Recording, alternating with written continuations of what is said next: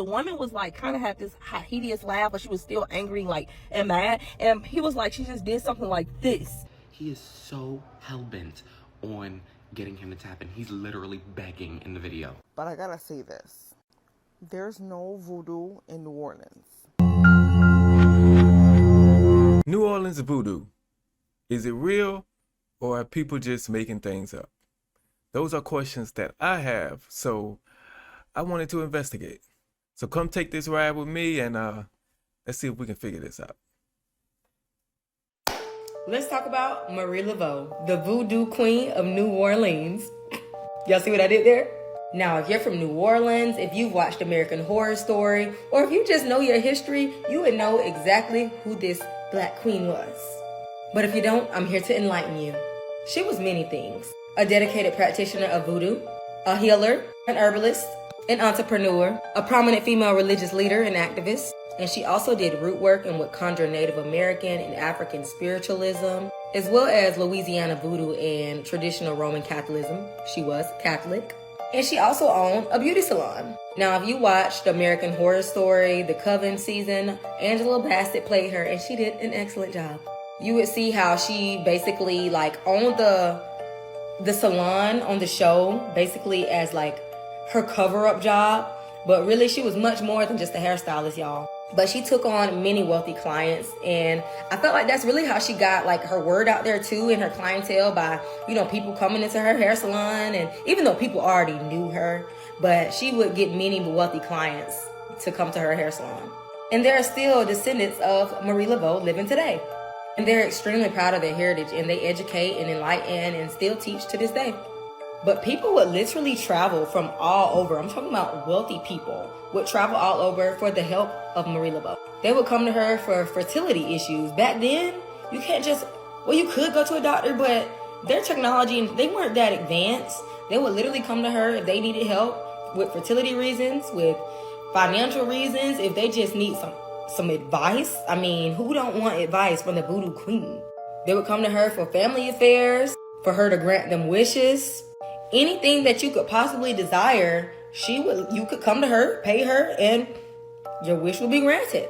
And she's buried in a cemetery in St. Louis, which is extremely popular. Like I said, people from all over come to visit her grave. They leave offerings, they leave her all type of flowers, and they ask for wishes. It's a lot of stuff that people do, but it is a tourist attraction. And she also has different little like shops and knickknack shops in New Orleans that people come to try to, you know, pay respect, and they just find her extremely interesting.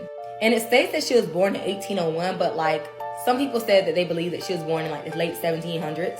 Now, some may say the woman in this picture is her daughter, is her, but rumor has it no one has an exact picture of what Marie looks like. So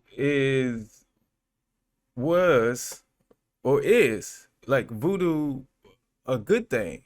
Was it meant to help people at first, and then it was switched to make everybody believe it was evil?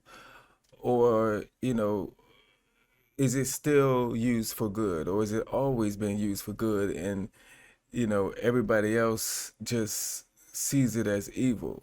Let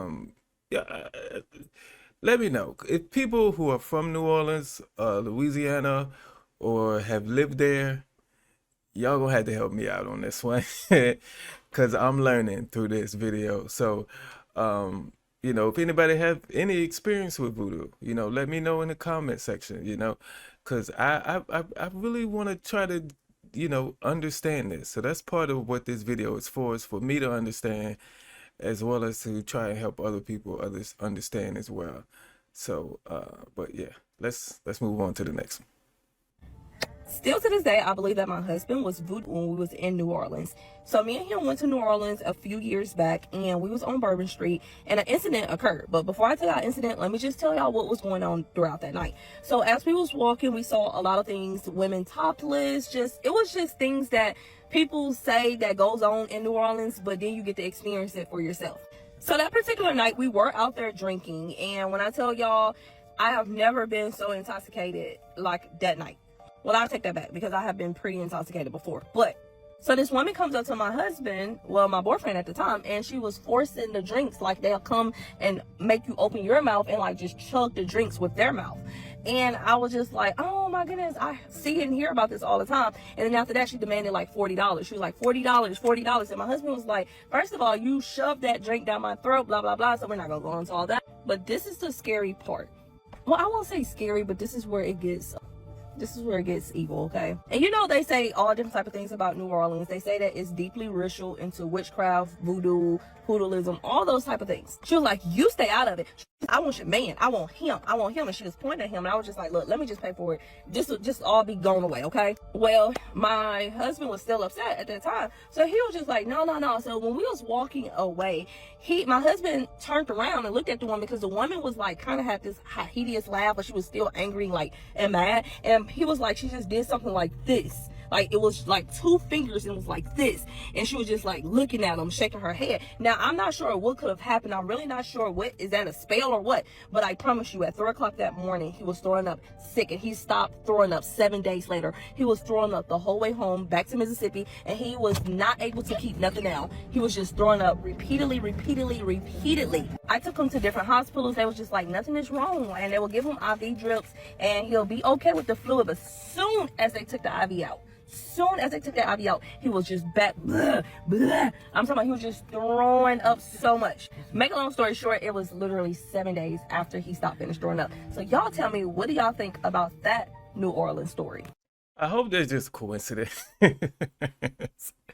hope that's just a coincidence. And, you know, no one person has all that power. You know what I mean?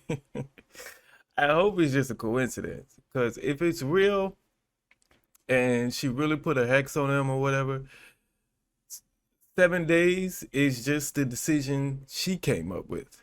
You know, maybe she thought 7 days was worth that $40 that they didn't pay her. You know, so it could have been more. It could have been 7 years.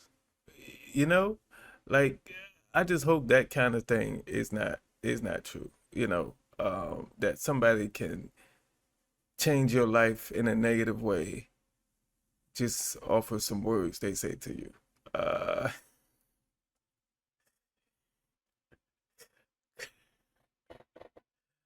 I just can't. I, I, I don't want to say I can't believe it. I just don't want it to be true. I just don't want it to be true. That's too much power. Let's keep going.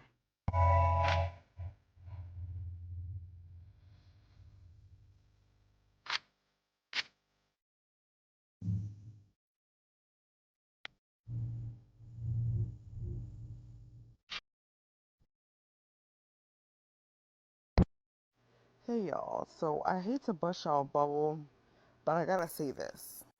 There's no voodoo in New Orleans. Let that sink in for a minute.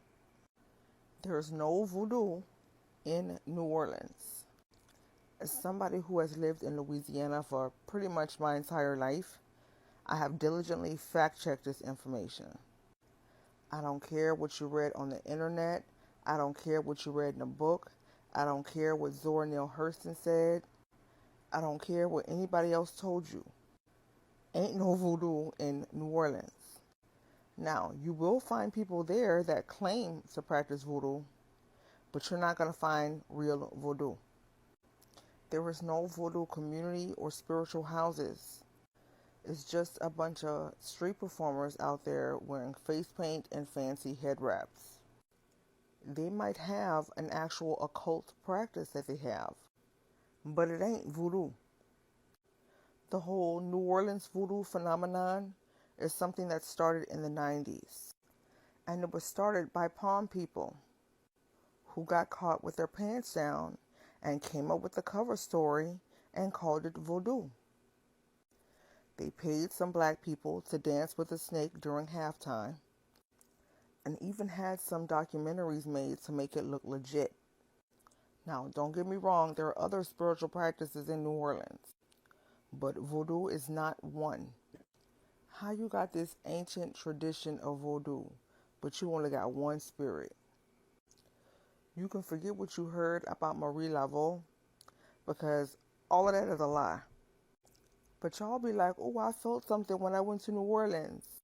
And I'm like, I'm sure you did, but that has nothing to do with voodoo. Now, Louisiana voodoo exists, but it has little to do with New Orleans. That is why when you look up New Orleans voodoo or voodoo in New Orleans, all you see is palm people. Well, she keeps saying there's no voodoo in New Orleans, and she keeps emphasizing that. So maybe it's just she's saying it's not in New Orleans, but it does exist, and the so-called power it has does exist.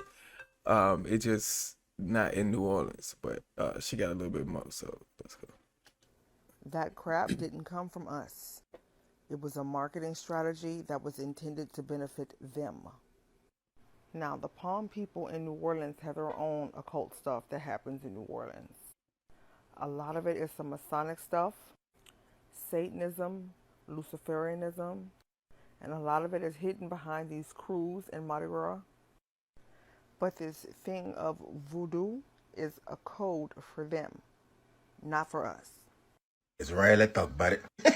All right. I ain't saying you're going to like the answer. Let's go on and get into it. Truth is, voodoo is broken up in a couple of different categories. Voodoo, voodoo, voodoo. Voodoo come directly from Africa by way of Benin. Be traced back to earlier days of man. Some say time itself. Haitian voodoo, a practice made up of several different nations out of Africa and the Arawak people. Then you have New Orleans voodoo, which most got there during the slave revolts of Haiti and the slave trade itself. But the point most people still miss is that the style that we come accustomed to recognizing call New Orleans voodoo root is Haitian. In fact, the first reigning queen of New Orleans, Her Royal Majesty, Sanette Didi, Haitian, was not until Marie took the throne that Catholicism, the birth of what you know as New Orleans voodoo, came to be. It's right. So New Orleans stole it from Haiti, basically, or it was a tradition that some people took from Haiti to New Orleans. Um, I can see that, and then so because of that, it's not going to be the same. It's not going to be the same as what they have in Haiti, because of course it's the USA. We commercialize everything, so maybe that's part of it. That it has become this thing uh, in the U.S. because of the commercialization of it and people trying to make money off of it. But yeah, originated in Haiti and Africa, and we came here and did some stuff with it. And I can guarantee you, I don't know this, but I can just guarantee you that people who practice Haiti, people who practice voodoo in Haiti and Africa cannot stand what's going on in New Orleans. Somebody can tell me that, fact check me on that in the comments. I would appreciate it, but I just got a feeling that that they don't like it. They don't like this New Orleans voodoo practice. But let's continue with the video. Welcome to my voodoo witch shop at my haunted museum in New Orleans. Greetings, I'm Bloody Mary. Come follow me. Everything that I make is made and blessed at the altars, fed, and yes, they're alive. I have a do-it-yourself bar because I want to teach you how to use your dolls properly, how to feed them, how to grow them. We baptize them, name them, and so much more. Yes, I have the blank dolls for you, or I can make custom dolls with you too. You want them to be alive. It's not just a craft project that anyone can make. However, if you know what you're doing, you can put a spirit in pre-made dolls too. I can't give you all my secrets, but I can create a living voodoo doll for you. Nope, not in my house. I just, I ain't gonna mess with it. Like, you know, even stuff that I don't 100% believe in, I'm not going to mess with it because I could mess with it and find out that it's true. You know, I don't know everything. Everything I don't believe in, it doesn't mean it's not true.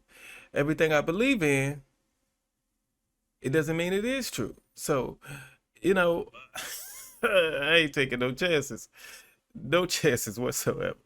Ay, boo boo. Yes, you are correct. While we, the Haitian people, came with our voodoo from Africa into Haiti, later on, it was jam packed, condensed with 21 different nations, plus Arawak, Taino magic of the empire of Haiti. After the Haitian Revolution, and it is well known, well documented that voodoo did in fact play an important role in the revolution, without discrediting the people who fought with their strength, the men and the women and even children who fought and won the battles. Voodoo was indeed what gave us the strength to stand up and fight. I don't know if many people know this, but when it came to the New World and slavery oppression, Haiti was one of the first and the worst. Before those slave boats went to their other countries, made their other stops, there were stops made in Haiti. Our people really did need something to help free us, and that was voodoo. Haitian people literally scared the French people out of Louisiana territory so United States can actually win it. Haitian voodoo was such a buzz, was such a whoa,